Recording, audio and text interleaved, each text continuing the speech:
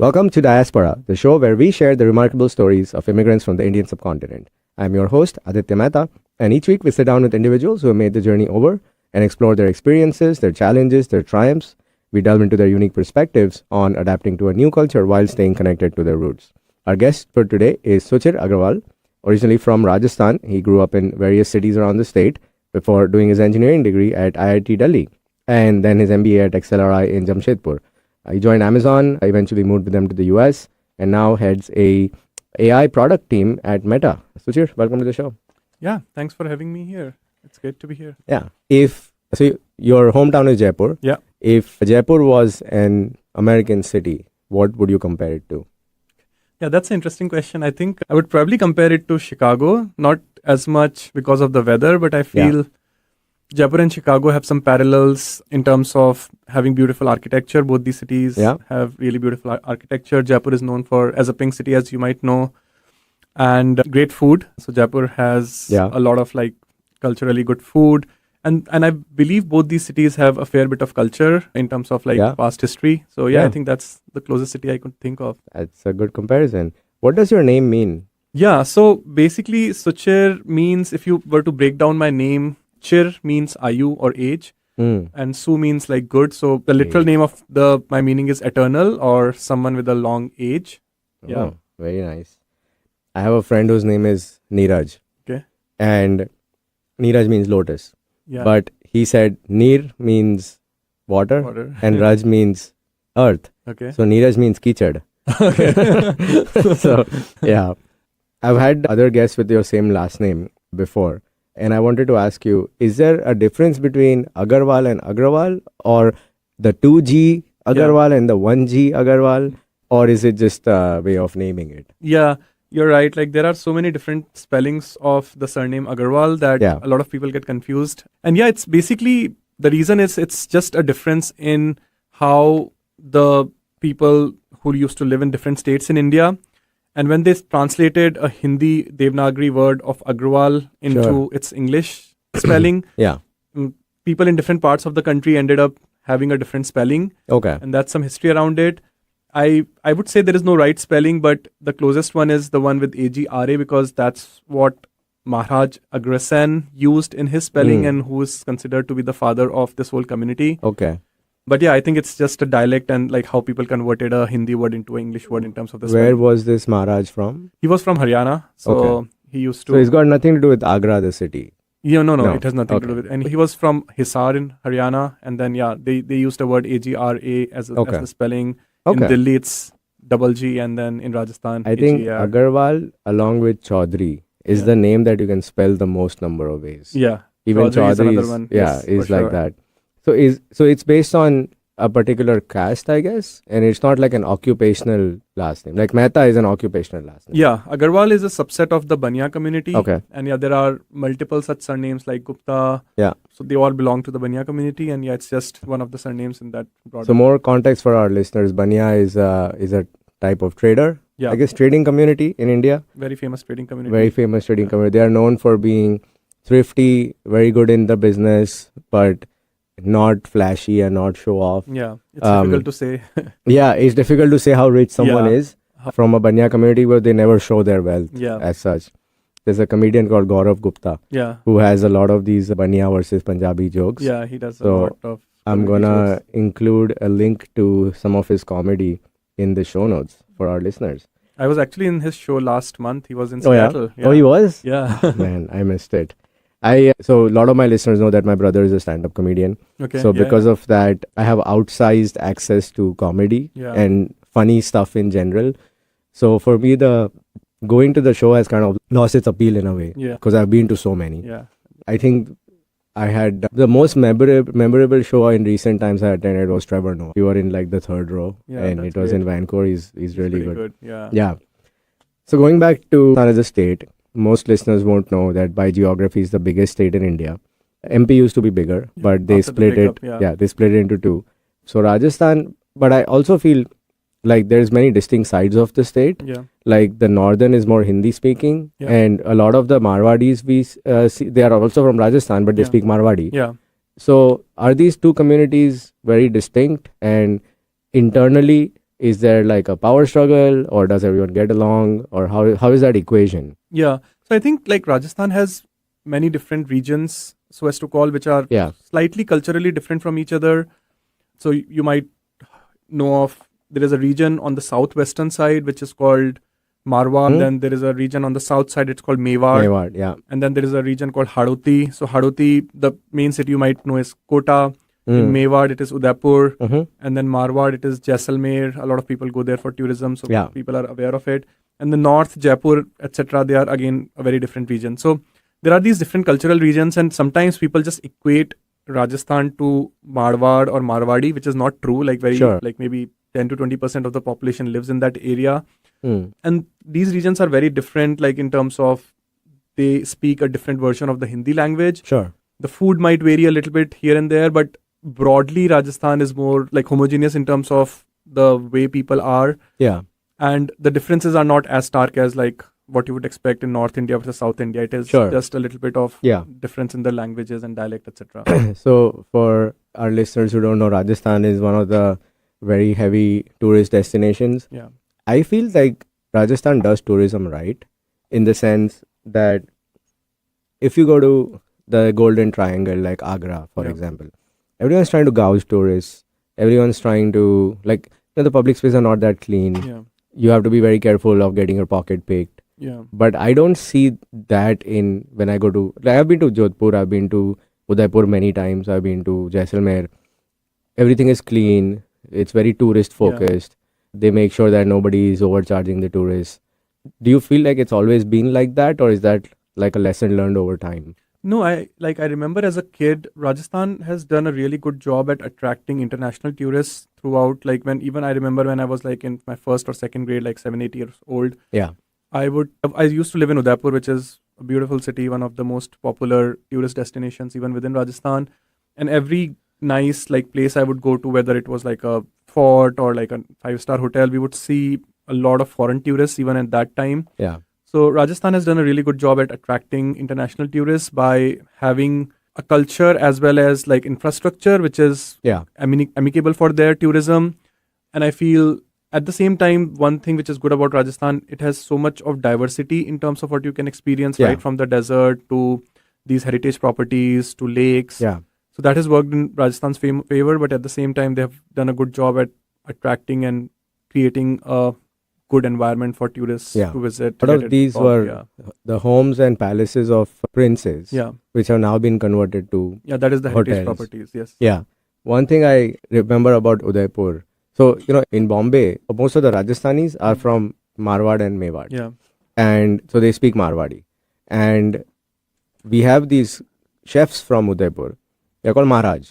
Yeah, that's right. That's what we call them, because they come from a princely state. Yeah. And they all speak Gujarati. Yeah. And as growing up, I didn't find it to be something odd, but I find it now to be like a cultural oddity, where you have these Gujarati speaking people from Udaipur coming and cooking in India. Yeah. And they're called Maharaj. Yeah. So I think one reason has been that when you think of the Mewar region, it shares a lot of border with Gujarat. Yeah. And the language itself, which is Mewadi, it has a lot of influence from Gujarati. They have picked up a lot of words from Gujarati. Yeah. So you're right, like a lot of, because of that cross-cultural influence, maybe some of the families also moved to Gujarat, and these Maharaj started speaking Gujarati while being from Rajasthan. And if you see the languages overlapping from Gujarat to, I would say, Iran, they just roll into each other. So Gujarati to Kutchi to Marwadi to Sindhi to Punjabi to Pashto to Farsi. Yeah.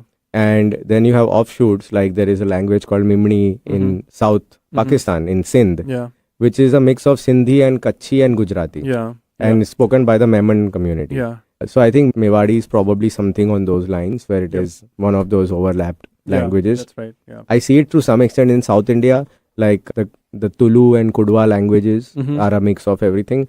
But then you don't see that in, like, between Marathi and Hindi and going that direction, like towards Bengal. Yeah. So just a cultural observation there. Yeah. Within the state, are these two large factions of communities, or does everyone generally get along? Yeah, there's no, like, you won't see that, like, there is any sort of differentiation or differences in terms of how people behave or talk to each other, even when you travel within Rajasthan, or like So these are more like very subtle differences, I would say. Sure. It's not something which you would notice if you are an outsider, or even if you live inside Rajasthan. Yeah. You won't get to see those differences, except for like people, what kind of language they speak at home, or maybe Yeah. slight differences in the ways they celebrate. There's no movement to have a separate Marwadi speaking state. Yeah. Like we have, like most of the states in India are based on language.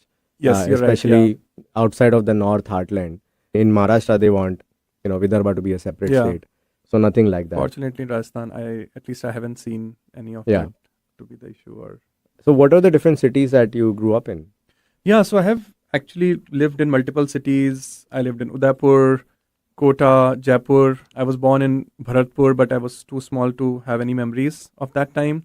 But I ended up doing like my schooling in 4 different cities. And was it related to your parents' work, or what took you to all these places? Yeah, my dad was in a government service, and as people might know, like in government administrative services, it's very common for people to get transferred to different cities. And yeah, I ended up being in different cities as part of my father's like movement across these different cities. But at least his service was in a way constricted that he would only get transferred within Rajasthan and not outside Rajasthan. There are some jobs in India, government jobs, where you also Okay. get transferred throughout the country. Yeah. So as a result, I ended up being in different cities within. Any of these cities stood out to you in particular? Is like a favorite place for you?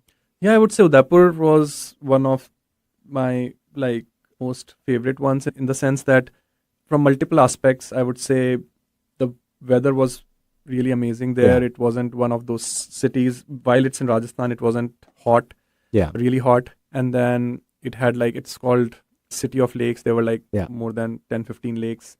The house we used to live in, it was really beautiful. It was on a mountain. We had like a lake view and everything. So I have those fond memories. Nice. And yeah, it was just a very pleasant city to be in, very safe. Yeah. I go to Udaipur to go to Shreenathji. Yeah. That's where all the Gujarati You're people right. go. Yeah. It's very close by. I'm gonna add a link to the Shreenathji Wikipedia page on my resources list for the episode. Tell our listeners more about what makes Kota a unique place, Mhm. especially for exam prep.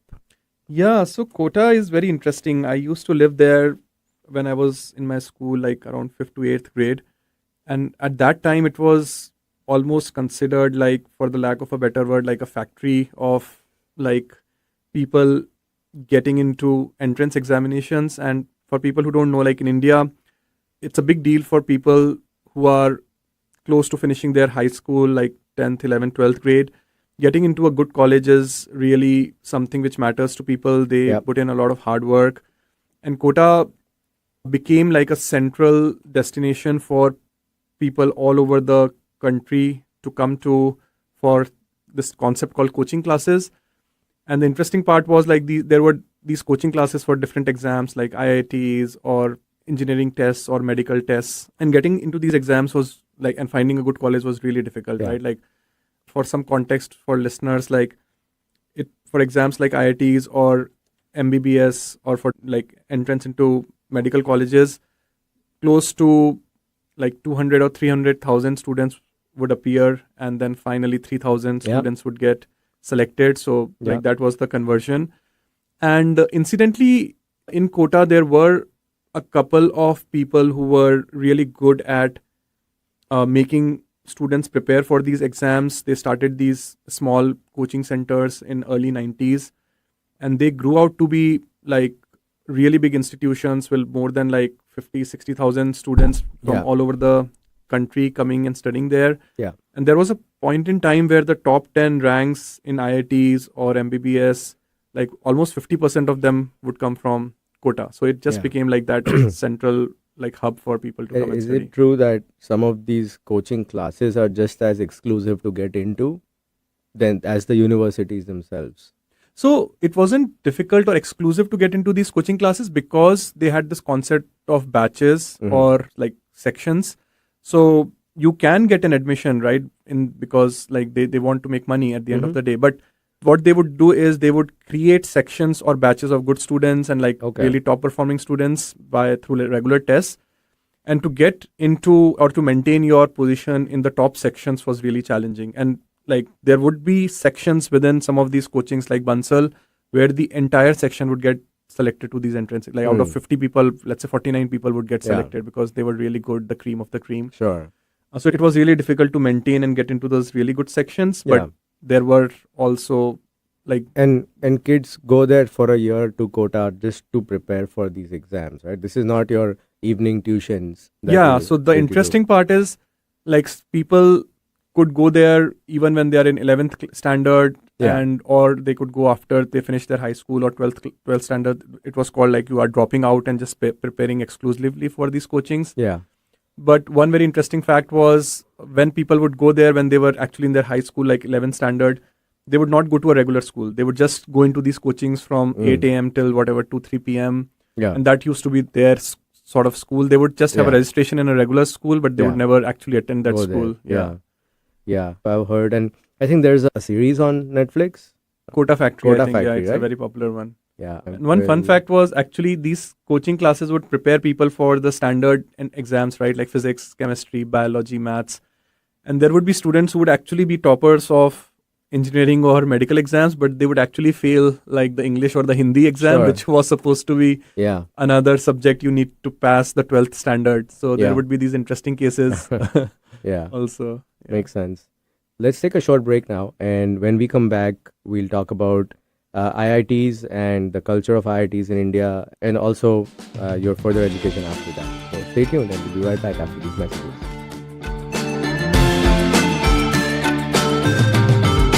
I'm Chris Jakimick. I served in the United States Air Force and I deployed 3 times. So in 2017, I was serving as an Air Force First Sergeant. Our motto in that role is my job is people, everyone is my business. But unfortunately in that year, I would lose my own brother, Lance Corporal Adam Jakimick, to suicide. The majority of veteran suicides are from guns. I store my weapons securely, not only for myself, but for my family. Store all your guns securely. Help stop suicide. My service never stops. Brought to you by End Family Fire and the Ad Council. Are you ready to discover remarkable stories of resilience and cultural connection? This is Diaspora, a show sharing the journeys of first-generation immigrants from the Indian subcontinent now building their lives in North America. Inspiring, insightful, and always engaging, Diaspora offers a unique perspective on the immigrant experience. Join me, Aditya Mehta, my guests, on the Diaspora show every Wednesday at 2 p.m. right here on KKNW. Tell your friends about Alternative Talk 1150.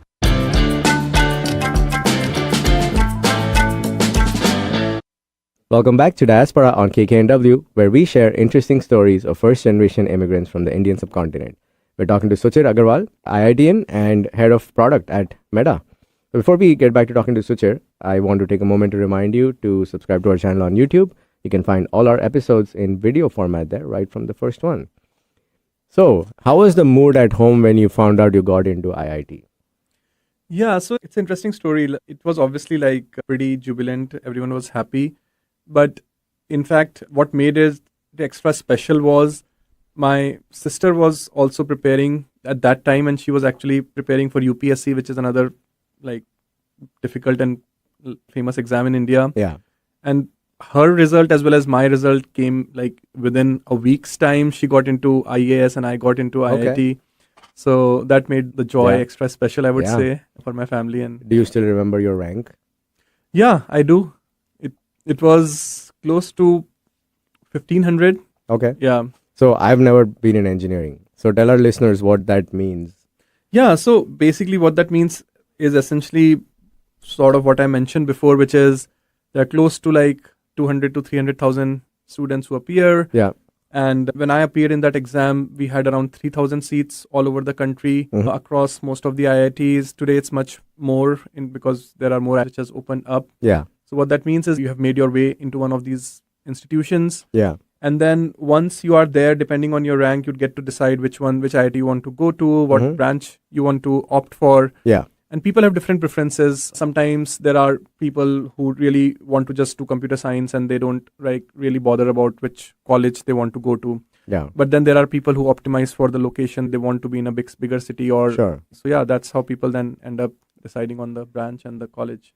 And apart from the fact that they're so exclusive, what sets the IITs apart in India from all the other engineering colleges? Yeah, I think there are 2 or 3 things. One is obviously the talent base that you see there, the kind of people who ultimately you get to interact with. IITs also are the institutions which have the most funding in terms of research. So if you want to have like a research background or you want to do some interesting research, you get more such opportunities. I think they are also the preferred destination for placements. So all the top like iBanks or consulting or Big Four, all of these companies, they prefer to hire early talent from these colleges, even for roles which are not usually open for MBAs or other institutions. So it's a combination of talent, really good faculty, research, the kind of funding these institutions get, and ultimately the kind of exposure you get there. The average university in India doesn't have much of a research push, right? Like here, you'll see, all sorts of colleges having some research going on. Yeah. It may not all be the same type of research. Like if I go to University of Nebraska, so it's in Nebraska, but they still do agricultural research, for example. Do you feel like as now there's more IITs, the bar is kind of lower? Part one and part two, is there like still the original IITs are a different pedigree versus the new ones? Yeah, so I haven't like obviously been to one of these IITs, but what I've heard from people I know is one, the level of infrastructure and like the sort of research opportunities and these faculty that you have is not yet at par in some of these newer IITs. Will take a little bit of time for us to get there, but yeah, obviously like compared to the older ones, they still have some catch up to do. And I also feel amongst like the top ranked people, they still prefer to go to more established like IITs because of the fact, the facility is there, they are more older, they have much more experienced faculty.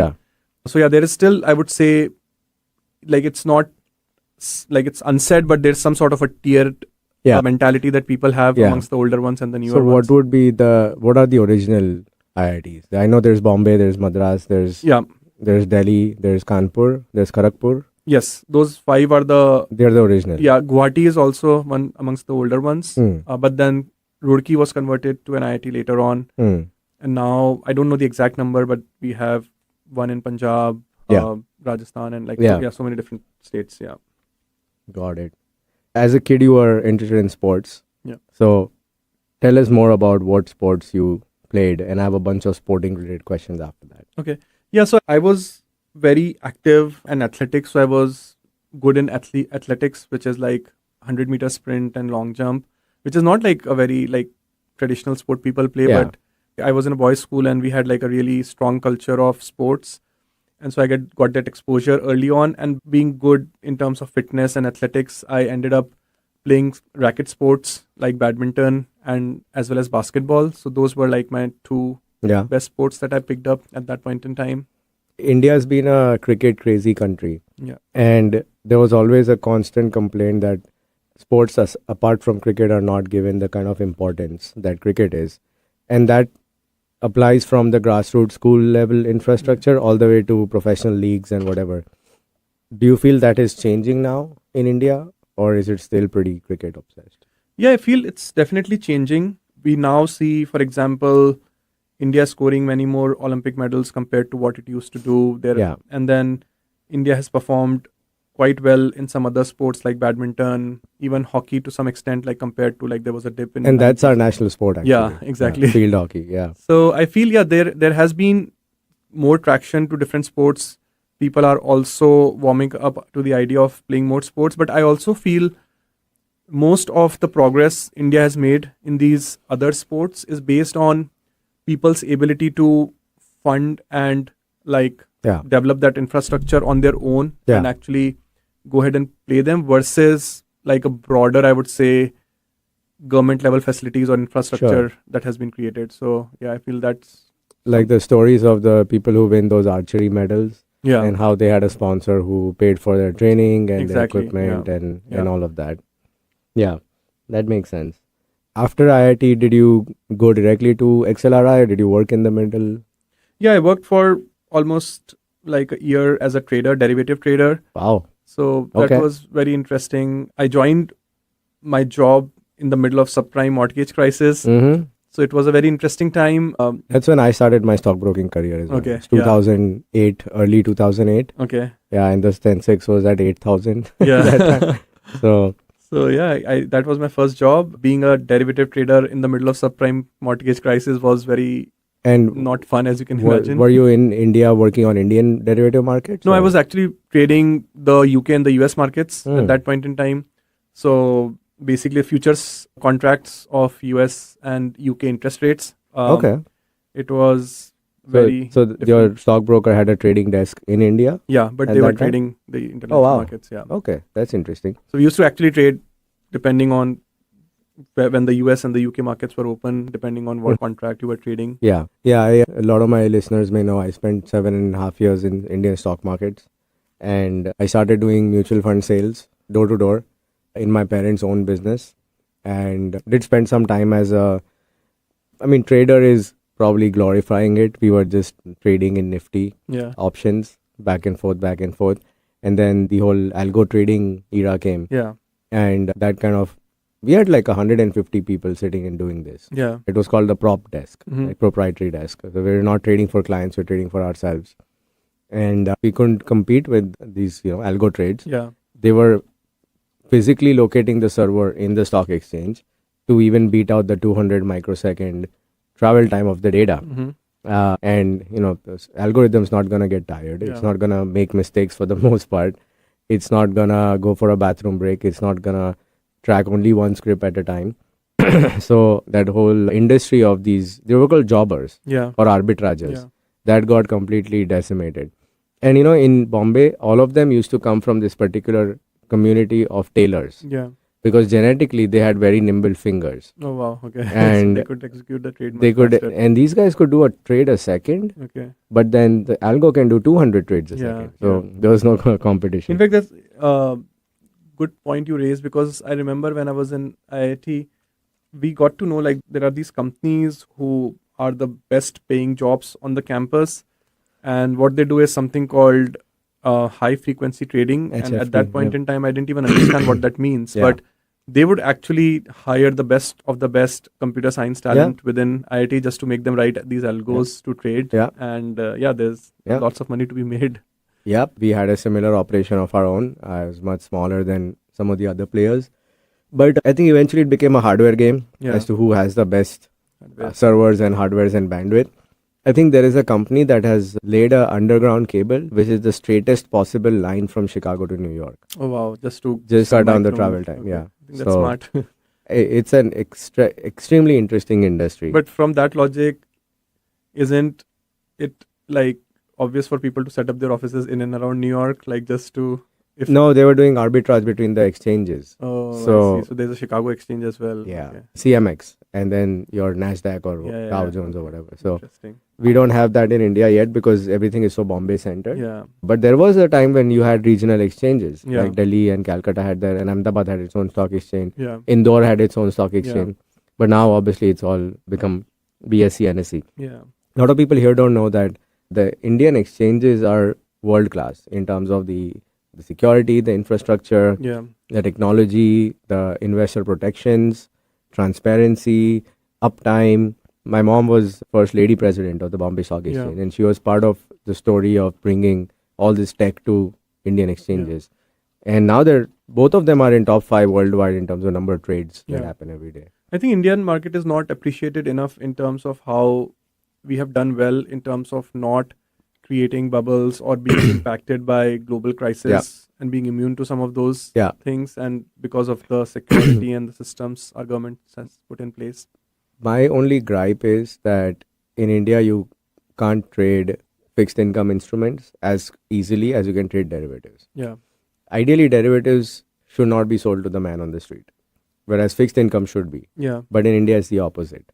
A lot of it has to do with how brokers have treated their responsibilities in, being good custodians of clients' money. But I guess somewhere the regulator is also partially responsible, right? Yeah. And that's So- why I think some of these newer platforms like Grow, etc., are growing so much, right? Yeah. Because they are solving some of these problems Yep. of yeah. That's a whole a different episode by itself. You spent some time in Jamshedpur for your MBA. Yeah. Tell us more about Jamshedpur as a city. Yeah, so Jamshedpur as a city, I think it's very much centered around the whole like Tata Steel, because Tata Steel Mhm. was a big factory and employer there. And it's So named it's- after Jamshedji Tata. Jamshedji Tata. So Yeah. it is like it reflects the vision of that person and how that city is centered around like that factory. Now it has a couple of good colleges. So there's some of this people coming from outside to study in these colleges. But it was a very like small town, I would say. There was limited life outside the campus. But I would say, yeah, the life on campus in XLRI was as best as it could get for a MBA college. Yeah. It was like we had a lot of like parties. The work was crazy. Like we would study and do our assignments till 2 a.m. and then party. So Yeah. the campus life was 24/7, but the city I would say was mostly Sleepy. centered around. Yeah. My grandma's family lives in Jamshedpur. Even though she's Gujarati. And my dad was born in Jamshedpur. Oh wow! Because they would go to the mother's house for the birth. I see. So as a result, my dad actually, I didn't find out till very recently that my grandmother spoke Bengali Okay. and she understood Bengali. This as a factor of living so close to Bengal. Yeah. And apparently my dad understands it too. And I just never knew. I haven't had a guest from Indore, but I know your wife is from Indore. So I'm going to have you speak to Okay. Indore as well. Because it's one of my very favorite cities in India. Mainly because of how clean it is, how nice the people are, how great the food is. But tell me, what do you think about Indore? Yeah. So basically, I have had roots with Indore since childhood. I have had my like uncles and my cousin, parents based out of Indore. So I have been visiting Indore since Yeah. I was a child, and I love that city. It's one of those cities which is again, it has been set up by the early like traders and merchants, and so it has that vibe of like being a Yeah. business center. Yeah. It's called Mini Mumbai. Yeah, Yeah. exactly. And and as everyone knows, right, like the food there is phenomenal. Like you can get the Yeah. best fusion of food Poha, and jalebi. Yeah. and there is like khao gali and all those sort of like really really good food it's known for. But I think what a lot of people might not know about the city is also its weather is really good. It's basically on a plateau, so it never gets really too hot. Yeah. And then because of that whole plateau and geography, it has really beautiful like picnic places in and around, green waterfalls. So yeah, I have all those memories of going Yeah. to that city. I would time my flights to Indore when I used to go for work just so that I could catch breakfast at Chappan Dukan. Yeah. And there was this Treasure Island mall. And the Chappan Dukan and the mall and my office were in a triangle. Mhm. So Okay. that's what I would. My mom would be like, "This is such a small office for us. Why do you keep going to Indore for your branch Because- visits?" And I'm like, "It's because of the You would food." have those cravings for poha and Chappan Dukan chaat. I would have to do like a regional meeting. I would any day call my Kanpur branch manager to Indore versus do the Yeah. meeting in Kanpur, right? That makes sense. Yeah. So after MBA, you were working in consulting and then you transitioned to the tech world. Yeah. What was your educational background at IIT? Yeah, I did my engineering in civil engineering and then my MBA in finance and economics. Okay. So what interested you to get into the tech side of things? Because then you were not software developer. Yeah. Right? I think it was more driven my personal choice. While I didn't do like a formal computer science degree, whenever like I would read about what's happening in and around me, I was really fascinated by the way things were changing with technology. Yeah. When I joined, like after I finished my MBA, that was also the time when some of these companies like Flipkart were starting to grow. I was like very interested in how the whole switch to internet, and like India was still in that era of actually building these really big Yeah. technology and internet based companies. And that was what drove me towards tech. I was like, this is potentially industry I would like to join right now and be associated with over the next decade. Yeah. And I'm glad I made that move because I feel it was the right thing to do at that point in time. Yeah. Yeah. Let's go into our second break now. And when we come back, I want to talk more about your family business and doing a job when you have a family business, because that's what I've been doing as well. So stay tuned and we will be right back after these messages.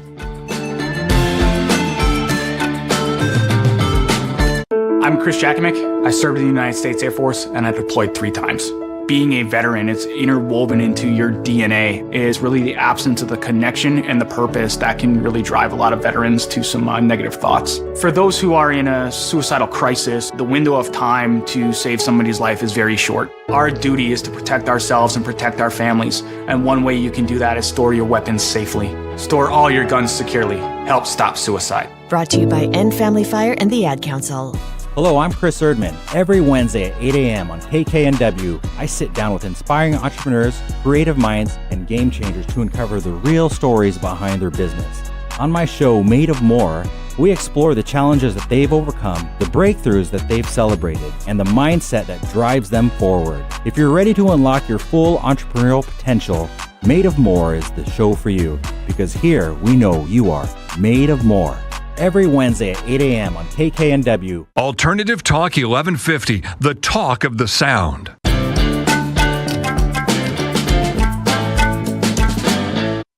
Welcome back to Diaspora on KKNW, where we share interesting stories of first-generation immigrants from South Asia. We're talking to Suchir Agarwal. He's head of product at Meta and a keen sports person. Before we jump back into the conversation, if you like listening to our show, please consider following us on Instagram or leaving us a 5-star review wherever you listen to your podcasts. So, Suchir, we were talking about your shift into the tech side of things. You come from a business family originally, and in India, there's always a sort of unspoken rule that you join your family business. Yep. And it's almost surprising to people when you don't join it, or in my case, you join it and leave it and then pursue something completely different. Because then people will say, oh, you had a silver spoon, you had everything. Yeah. And definition of everything is subjective. But for most people, it's like, oh, if I had a family business, I would never work for anybody else. So was that ever something you considered doing? And then what made you not do it? Yeah, I definitely considered doing it at some point in time. And what's the family business? Yeah, so we have a marble mines. It's in an area near Udaipur. My uncle runs it. And my family was really interested that I join it and start grow it, because at one point in time it was really lucrative. Yeah. There was a lot of demand. And so there were, I think this decision is never easy. And there are, I would say, 2 key factors that anyone should consider, or at least I considered, is one, what is the upside or the opportunity you see by joining your family business? And I feel the second aspect is also personal, right? Where do you want to live? What do you want to do? Where do you see yourself living, your kids growing? Yeah. And I would say, in general, joining a family business from a long-term perspective, I would say it will, in most cases, you will be more successful and you will potentially maybe earn more or build your bigger net worth if you are successful compared to a job. And but the softer aspects of it, right? Where do you live? Where do you want to grow? Yeah. I think those are the ones which are also very important in making this decision. And in my case, one of the factors was the location of where we have our business. It wasn't a location I saw myself living. There are always opportunities for you to start somewhere, then relocate, open a new office. Those are always the considerations. Yeah. But that friction was always there, and when you have any of those friction points, it's never easy to make that switch. Yeah. So I would say, I lived with my parents, as many people do in India. I commuted with them, I worked with them, I reported to my mom. Many times I didn't know if I was talking to my mom or my boss. Yeah. And we all just lived and breathed the company 24/7, and it was kind of exhausting after a while. It also didn't help that we had a major recession, through which I started my career in a recession. So I'd only seen difficult business environment. And so it was always a very pessimistic view of everything that I had, which kind of, got in my own way, so to speak. Did you always want to move to North America, or is that something that it presented itself and you decided to take it? Yeah, I never planned to move to America. In fact, when I was in my college, it was very common for people from IIT to move abroad or to do their MBAs from one of these Ivy Leagues. Yeah. I always wanted to settle down in India. That's the reason I never considered even studying outside. But when I moved to tech, I started working for Amazon. It was a really interesting opportunities where Amazon was setting up a new business, and I thought, it will be a good opportunity for me to learn how to set up a new business within a big company. Yeah. And then after working at Amazon for a few years, I came across this opportunity where like there was an interesting role for Alexa. And then I started thinking it's a very new technology. It's something which is be a very interesting product. It was back in 2017 when Alexa was very new. And so I thought, why not like take this opportunity, go to a different country, learn a new culture, learn a new way of functioning in a very interesting product. So yeah, it was just the opportunity came my way and I decided to relocate here. Yeah. Was your family generally supportive of the move, or they felt like you were like moving away from them? Yeah, it came to as a shock to them because things moved really fast. I didn't even I wasn't planning. There was someone I knew in Seattle who reached out to me. Yeah. I said, okay, I'll just see how the conversation goes. And just after like a couple of conversations with people here, they offered me a role. Yeah.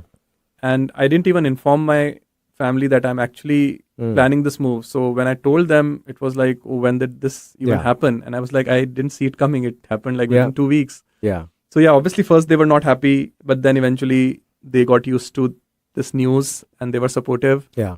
But even to this day, they never pressure me, but they still wish I would come back or be back to India. But yeah, they never like pressure me. Do you still plan to move back? Or is it something that's passively back of your mind, or is it an active effort?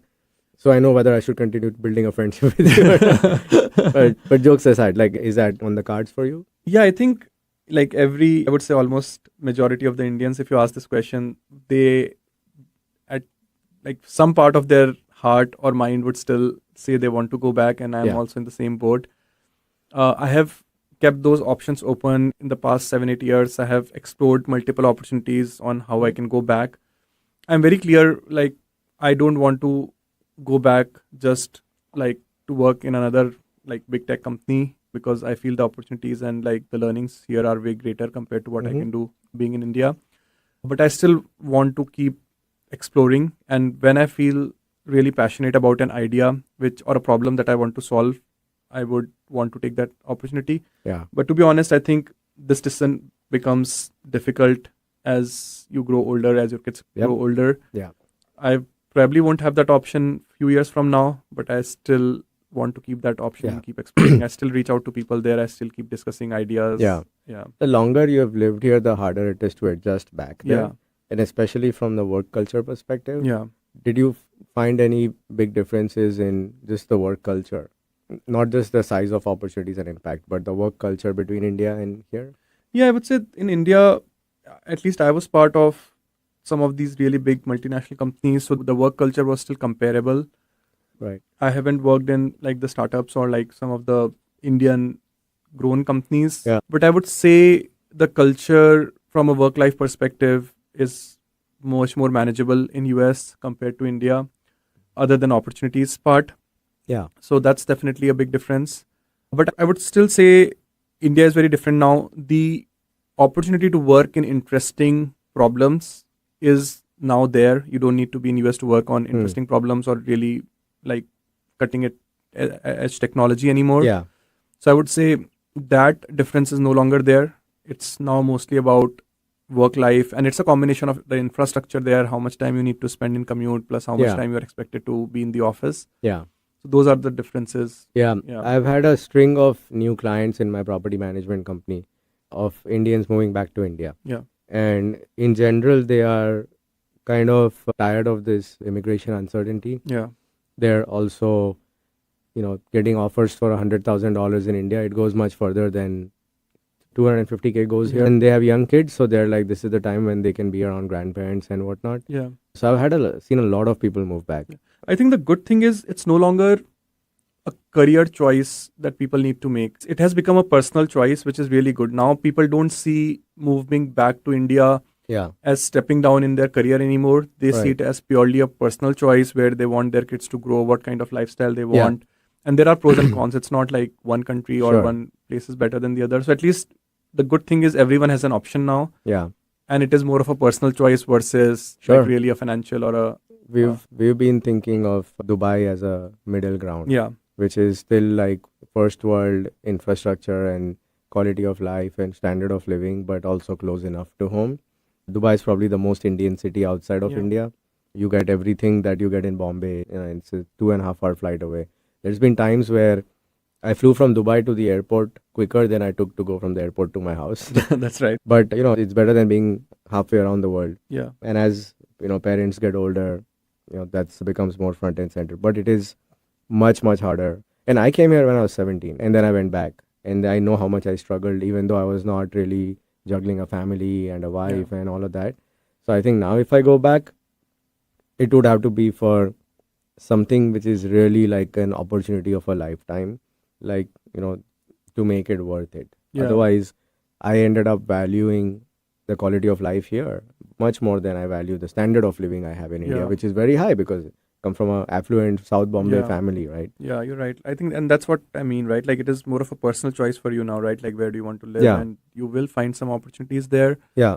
but the quality of life will Do be you ever feel like you want to leverage the strengths that your family has? The strengths, the know-how, the expertise, the connections, the capital, the assets to do something here in a bigger way versus just your regular 9 to 5? Because I keep thinking, man, if I could bring some of that capital here, I could do so much more. Because, capital is the biggest injection to growth Yeah. as a business person. Yeah, I would say it does. Like, I feel if myself or someone else wants to do something big either here or in India, I would say in this current world, the playing ground is quite leveled, right? Like, I feel raising capital is not as challenging as it used to be back in the day.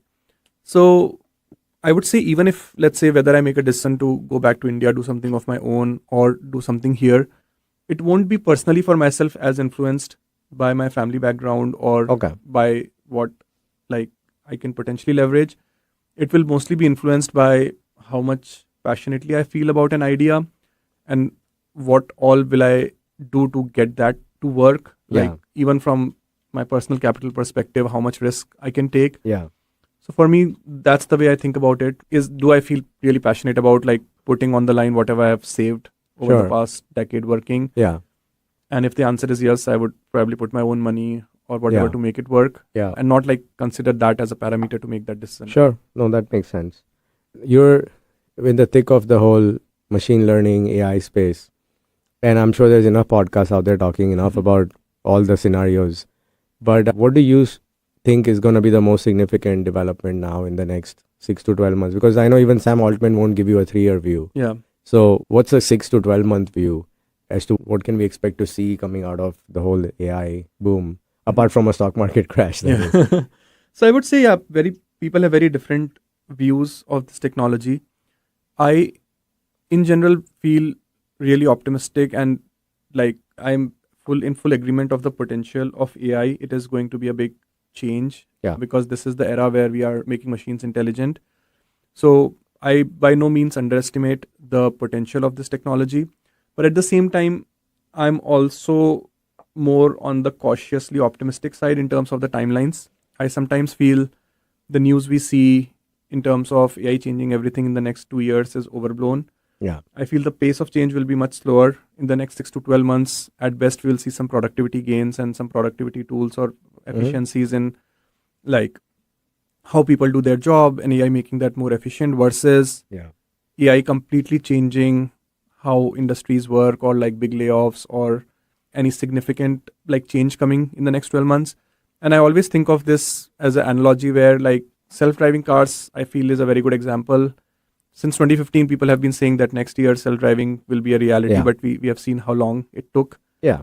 There's social issues, there's regulation, exactly. there's so many angles to it besides just the technology itself. Yeah. So the summary is, I feel this technology will make a lot of difference, but I don't see big changes coming in the next 6 to 12 months. Yeah. Maybe it will be 3 to 5 year Yeah. horizon. But it's important to now, I think, factor AI into like your life decisions. yeah. Like when I started a property management company, one of my criteria was that it should not be a business that can be easily decimated by AI. Yeah. I have a friend who in 2025 started a web design business. Yeah.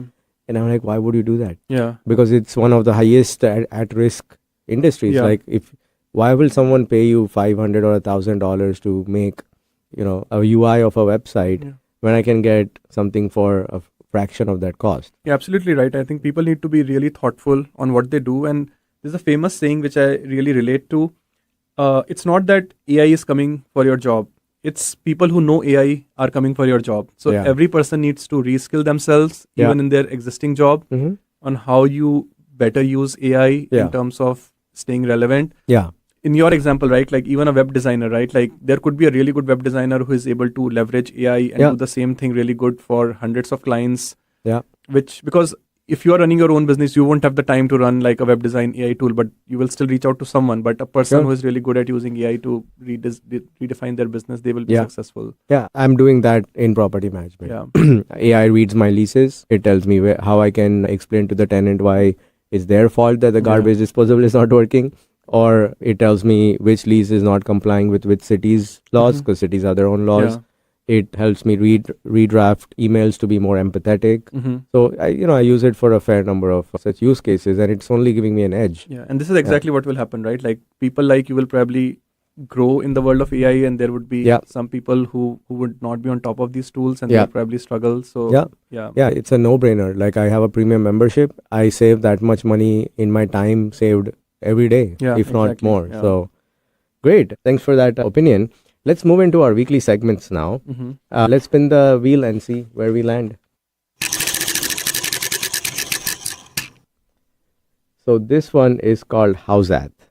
Howzat is what a cricket player will say when they are appealing to the umpire, whether the other team's batsman is out or not.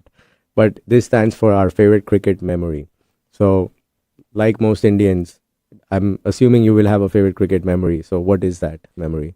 Yeah, it was very clearly when India won the Coca-Cola Cup against Australia. Sachin Tendulkar hit a century Yeah. in the final match. It was also Yeah. his birthday. He Yeah. hit back-to-back centuries, Yeah, and I remember Australia that. was a really dominant Yep.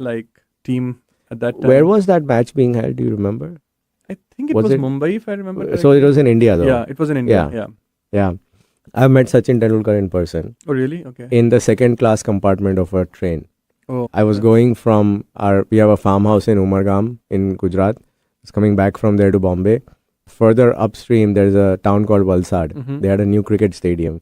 And Sachin and Sanjay Manjrekar and Rohan Gavaskar had gone there for an exhibition match. Okay. There's no other way to come back from Valsad except by train. Okay. So they were in Saurashtra second AC of Saurashtra Express.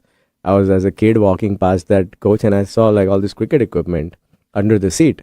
And then I peeked in and, Manjrekar had a light blue helmet. Uh-huh. It was a very distinctive light blue Yeah, helmet. I And I saw remember. that. So I'm like, is this the Indian cricket team? Then I see that. I poke in through the curtains and it's Sachin Tendulkar taking a nap. Wow. So I waited for him to wake up and he was nice enough to shake hands with me and give me his autograph. So That's an interesting incident. Yeah. Very few people would run into. yeah, stairs. exactly. Well, that brings us to the end of today's episode. Thank you for listening to Diaspora. We hope you enjoyed hearing Suchir's interesting story and all his amazing inputs. Remember to check out our show notes for links and more information about the topics we talked about today. Diaspora is part of the Speaking Current network of shows and podcasts, all of which are dedicated to inspiring listeners to build lives of meaning and connection. You can find the Speaking Current network of shows wherever you get your podcasts. And lastly, if you know someone who has a story that can be shared on our show, please feel free to reach out to us on any of our social media handles. We'll be back next week with another interesting story from the South Asian diaspora. And until then, take care and stay curious. And Suchir, thank you so much for joining us today. Thank you for having me.